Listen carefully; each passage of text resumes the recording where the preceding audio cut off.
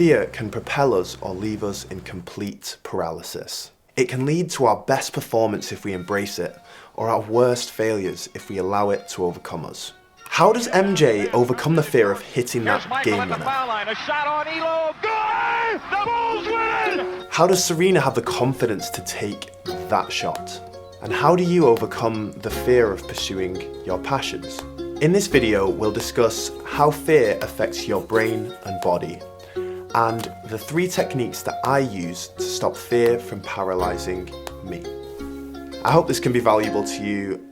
Let's get into this. I realized that fear could be healthy or unhealthy based on how I used it. As soon as you recognize a threat, whether that's to your safety, status, or standing, your amygdala kicks into action. It raises the alarm bells, setting your fear response into full motion. Cortisol and adrenaline are pumped into your bloodstream, increasing your blood pressure and your heart rate. Your breathing then follows suit, speeding up, and we all know that feeling when you just begin to sweat when you're feeling a bit anxious or fearful. I know this process all too well. I've just completed my medical school exams, and while I was in there, this process was in full force.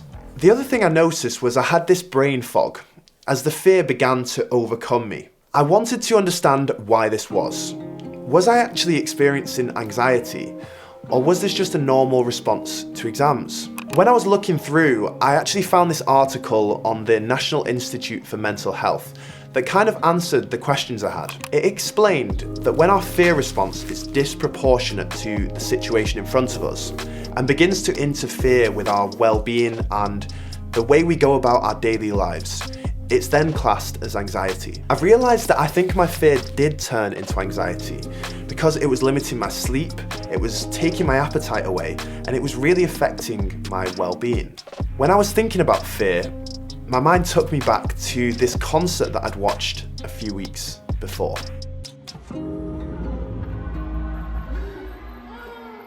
During Dave's performance, he talked about good fear and bad fear. Let me tell you what good fear looks like. Good fear looks like, I don't know if I'm ready, but I want to do. And bad fear looks like, I don't know if I'm ready, so I don't want to do. And do you know what, Liverpool? I don't quite know if I'm ready to stand in front of you guys and play the piano every day, or to play the guitar, which I've been learning just for you guys, but I'm gonna access good fear and I'm gonna try. See, Dave had only been playing the guitar for 4 months, yet he decided he'd play it on the stage at the Brits, in front of more than 5 million people. See, he really didn't have to do that. He could have stayed in his comfort zone of rapping and playing the piano like he has before. But instead, he embraced his fear, using his cortisol and adrenaline to push him to make one of his best performances of all time, in my opinion. I've realized that I need some practical steps to keep my amygdala, my cortisol, and my adrenaline under control in these situations. Steps to allow me to transition from bad fear to good fear. Here are the 3 steps that I'm going to be trying, and I hope that hopefully they may be valuable to you guys as well. Marie Curie's got this great quote relating to understanding, and this is what it says.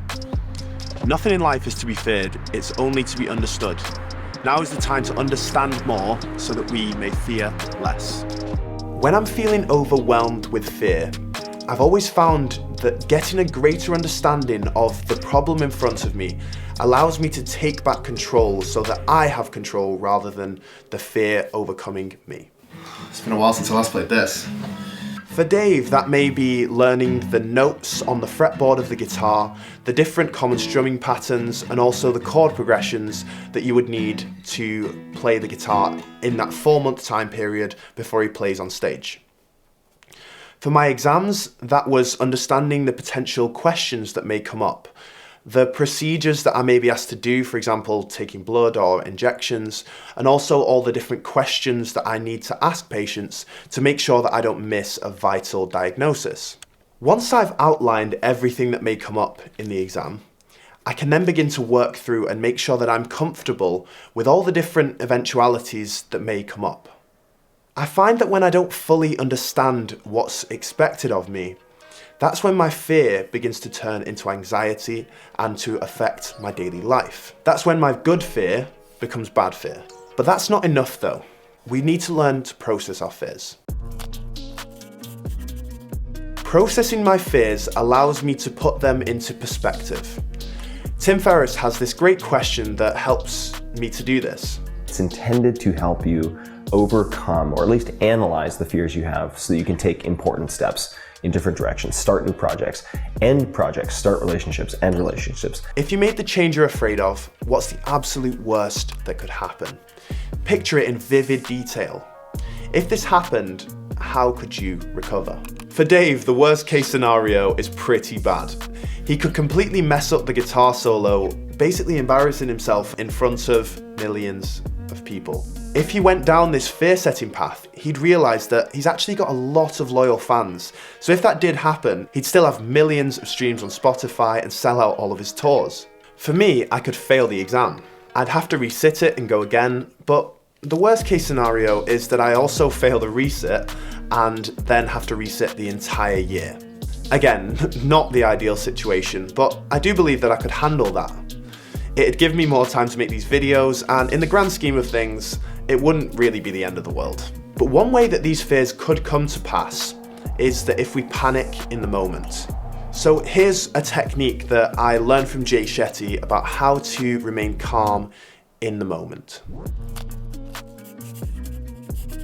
As I mentioned before, as our cortisol and adrenaline are released, they cause us to breathe quicker.